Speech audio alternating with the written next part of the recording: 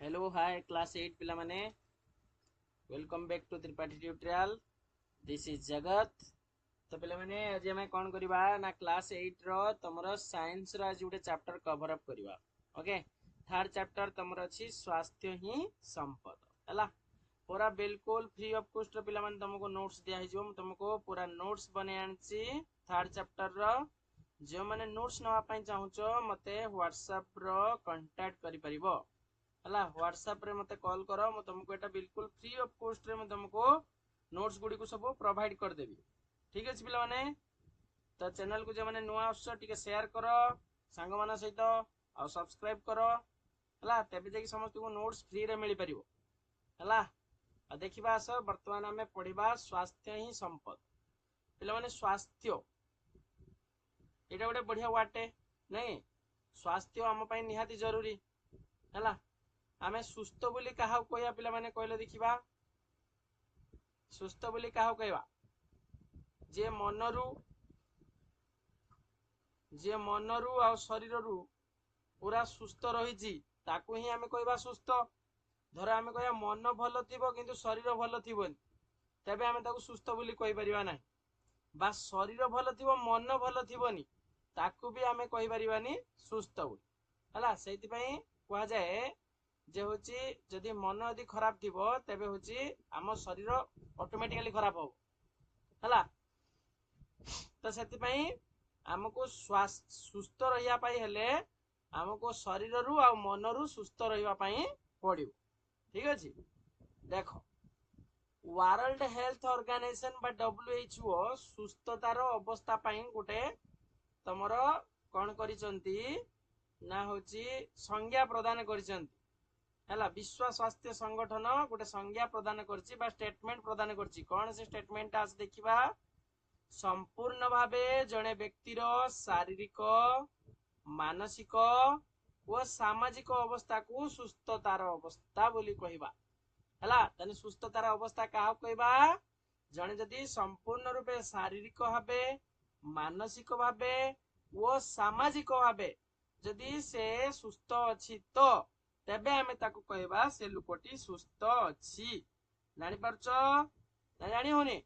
तान देखो हमें कहबा स्वास्थ्य कहले केवल रोगर अनुपस्थित नुहे बरं जने सुस्थ व्यक्ति विभिन्न कार्य को अधिक दक्षतार करि परिबा को हमें बुझू हला। ताने स्वास्थ्य कहले हमें कोन बुझुचे ना होची केवल रोगर अनुपस्थित को हमें बुझिबा नाही। रोग जहा को हेई नाही हमें ताकू कहबा स्वास्थ्य बोली हमें कहले ठीक हेबनी।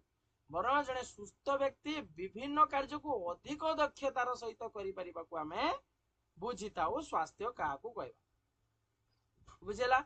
आगु काल रे कोन अछि आगु काल रे तो तमरा डॉक्टर फॉक्टर नथिले तो आयुर्वेद विज्ञान ऊपर समस्त डिपेंड होतुले हला। आयुर्वेद हमको शिक्षा दिए जे कोन ना प्रकृत स्वास्थ्य होची शरीर मन एवं परिवेश रो एक संतुलन।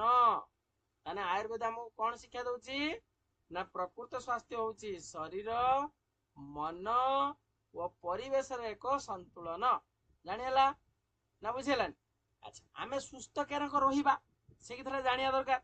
सुस्थ केन रहिबा देखो तुमको सुस्थ रहिया पाई हेने कोन करिया को पड़िबो ना उपयुक्त सतेज और सुषम खाद्य खाइबा पड़िबो हला। बासी खाद्य खाइबो नाही। बासी खाद्य खाइले तुमको रोग हबो। तेणु सबले कोन करिवो ना फ्रेश खाद्य सब खाइबो आ सुषम खाद्य खाइबो लाइक क्षीर। क्षीर गुटे कोन सुषम खाद्य।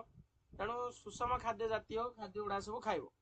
ता सहित आ कोन करिवो ना नियमित व्यायाम करिवो एक्सरसाइज करिवो सबले हला। कोन करिवो एक्सरसाइज करिवो आ परिष्कार परिच्छन्न रहिवो क्लीन रहिवो गाढ़ निद्रा जीवो हला। स्लीपिंग ता ठीक से रहिबा दरकार हला। ता सहित शांत मनटा जेमिति तमरो शांत होइकी रहिबा दरकार क्वाइट। ठीक अछि। सामग्रिक सुस्थता एगुडा को हमकु तबे जाके हेई पाइबो हला। ताले सुस्थ रहिया पय हम कोन करिया पड़िबो ना जते सब पुष्टिकर खाद्य खाइबो परिष्कार स्थान रे बास करिवो। केवल अपरिष्कार जगह बास करिवोनी कारण सेठी मशा माछी एगुडा सब पड़ंती। तेणु से जगह रु दूरे की रहिबो आ सकारात्मक मनोभाव रखिबो। सब बळे माइंड भितरे पॉजिटिव भावना सब बळे रखिबो हला। पॉजिटिव भावना केबे नेगेटिव भावना माइंड भीतर को आनिबो नाही। नेगेटिव भावना आने रोगटा बेसी माड़ी बसिबो हैला तमे कहबो मु से लोकटा सागर मिसुची तो मते ताकू जे रोगटा हिची मते से रोगटा हिची तो जदि भाबिबो ए रोगटा हबो तेबे ताई तुमको से रोगटा निश्चित भाबे हिची तेणु सेति पई सकारात्मक मनोभाव रखिबो पॉजिटिव थिंकिंग सबले माइंड भीतर रखिबो ठीक अछि आ सुषम खाद्य सबले ग्रहण करिवो एग्जांपल खीर खीर होउछ उडे सुषम खाद्य तेणु सुषम खाद्य उडाक ग्रहण करिया पई सबले ट्राई करिवो सुस्थ अभ्यास सुस्थ शरीर सह मन को मध्य सुस्थ रखिଥାଏ बुझिबो ना नहीं तेणु एक सुस्थ जीवन शैली बजाय रक्षा करिया पई कोन करिया पड़िबो ना प्रचुर परिमाण फल खाइबो पनीपरिबा शस्य जातीय संतुलित खाद्य खाइबो प्रक्रियाकृति चर्बीयुक्त किंबा चीनीयुक्त खाद्य और पानीय परिहार करिवो माने एडा सब वर्जन करिवो ये सब जिंस उडाक खाइबो नाही बेसी अल्प अल्प खाइलो चलिबो किंतु बेसी खाइबोनी प्रकृत चर्बीयुक्त खाद्य चीनीयुक्त खाद्य पानीय माने चीनीयुक्त पानीय सेडा सब खाइबो नाही एडा काई ना एडा तम लिवर को डैमेज करेबो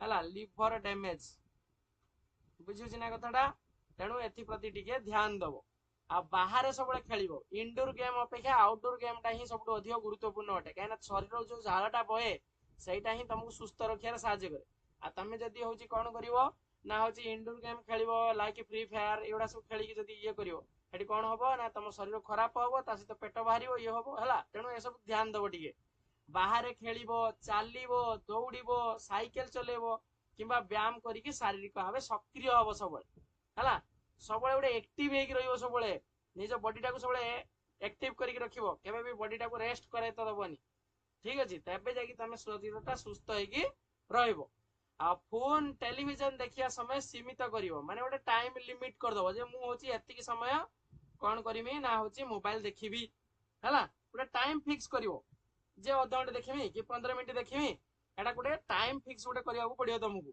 आ प्रकृति सह अधिक समय बितेबो हला प्रकृति सहित अधिक समय बिताया पई ट्राई करिवो आ विशेष करी इंपोर्टेंट होची पर्याप्त परिमाण रा निद्रा जीवो जेते तमे सोई परियो पाखा पाखी 7 रु 8 घंटा तमे पई वर्तमान निहाती जरूरी 7-8 घंटा निहाती सोईबो सब बेले नियमित भाबे योग किंबा प्राणायाम भली सरल व्यायाम अभ्यास करिवो आ निशा सेवन ठार दूरे की रहिबो बहुत इंपोर्टेंट निशा सेवन केबे करिवो नाही कारण जते निशा सेवन करिवो सेते तम शरीरटा को असुस्थ करबा को तमे जाउचो हला निज हातर निजे निजको मारुचो हला बुझियला एतिकी तो ये थिला पिला माने तमरा पार्ट 1 रो हला ता धीरे धीरे अल्प अल्प करी पढिबा नेक्स्ट क्लास रे हमें पार्ट 2 पढिबा हला पार्ट 2 तमरा अछि हमें असुस्थ बोली कारण को जानिबा हला तो पिला माने एतिकी थाउ चैनल को जे माने आसुचो चैनल को टिके शेयर करो सब्सक्राइब करो और लाइक करो आ एमती वीडियो देखिया पई हम चैनल रो बेल आइकन को मध्ये प्रेस करिके रखिताओ ठीक अछि पिला माने तो आज पई एतिकी थाउ नेक्स्ट क्लास रे हमें पार्ट नंबर 2 करिबा ठीक अछि ओके पिला माने ठीक अछि।